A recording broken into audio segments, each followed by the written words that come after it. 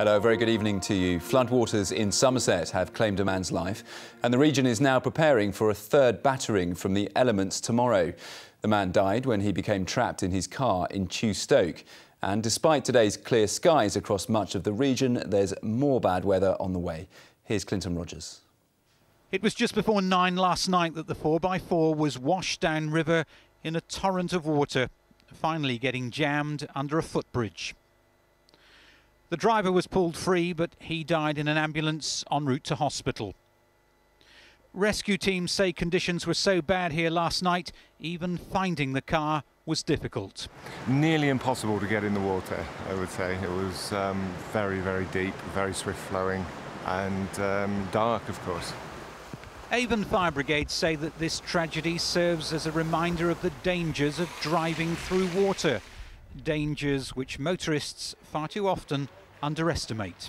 It's surprising how quickly a car can float in a small amount of water. So again, really reiterate that message that driving through floodwater can be hazardous. We would like to say to people, if your journey is unnecessary, please stay at home and tune in to the radio on our website.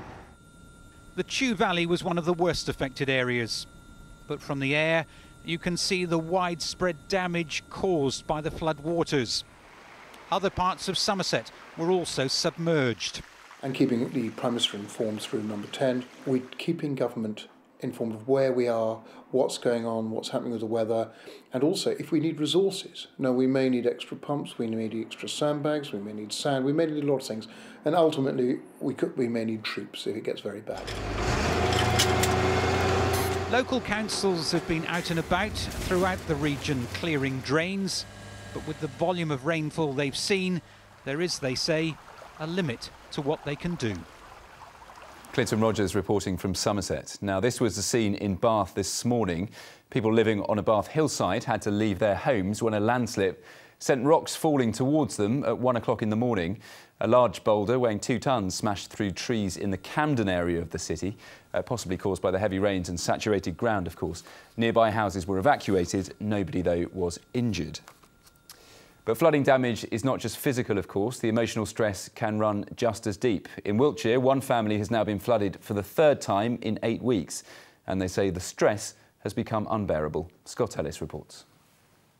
I managed to keep it out last night, but only just.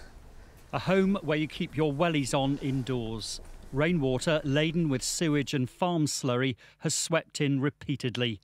Now the water's eroding the family itself. Their sons had enough. He broke down and said to his father and I the other day, I think I'm going to have to leave home, Mum, Dad, because I can't handle this anymore.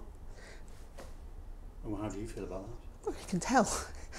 You can tell. It's actually taking my family now. It's actually affecting my children.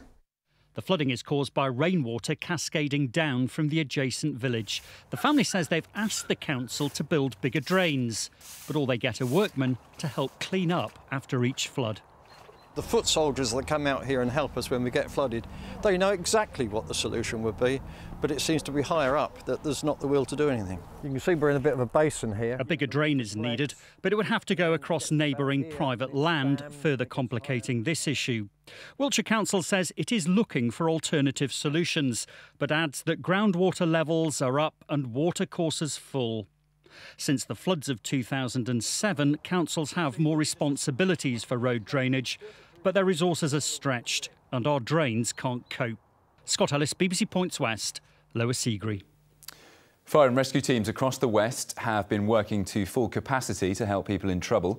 And today they issued a warning to ask people not to risk walking or driving through floodwater, which then they say risks the lives of the emergency teams as well. At the moment it's very, very cold. The temperature is going to affect you really quickly. Any water on tarmac is going to take you off your feet, so it's going to be unstable. There's all hidden debris and things that are going to knock you over as well. By being in that water and in that environment, you're making it risky for us. We'll attend to help and assist you. However, we're already stretched, so we can't always be at your beck and call when you need us most. And with more rain expected to hit the region tomorrow, people are being warned to expect more disruption on our roads and railway networks. Motorists using minor roads are reminded there are closures currently in place. Roads around the River Avon in Wiltshire and Bath, the River Yeo in Somerset and in the Chew Valley are all highly susceptible to more flooding. The The Highways Agency is warning drivers not to travel unless their journeys are absolutely necessary. First Great Western says its tickets are valid on other services during the disruption, but passengers must check if their service is even running before they travel.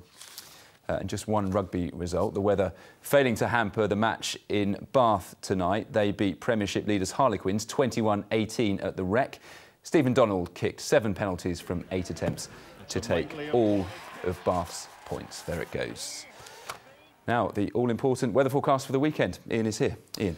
Thank you, Andrew. Well, with the ground and the river catchments already completely saturated, further rain is decidedly a matter of considerable concern. And through tomorrow, we have a Met Office amber warning out. Now, this specifically covers Somerset, Bristol, Bath, North East Somerset and across into South Gloucestershire. Other areas are under a yellow warning.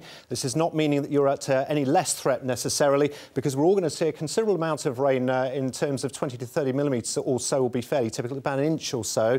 And that will certainly give rise to further local problems with flooding. There could be some fairly strong winds overnight, later Saturday into Sunday. That's less of a concern.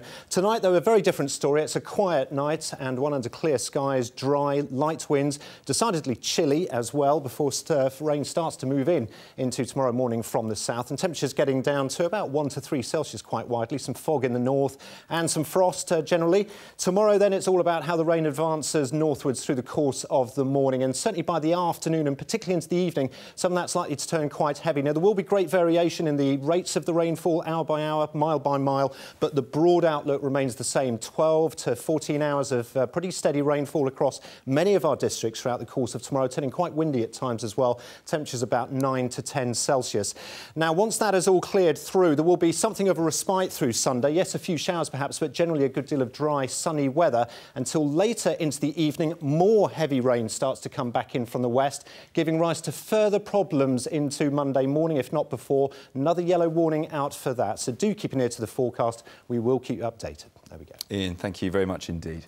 Points West is back with you tomorrow afternoon. Of course, your local websites and radio stations will keep you updated throughout the weekend. For now, have a good night. Bye-bye.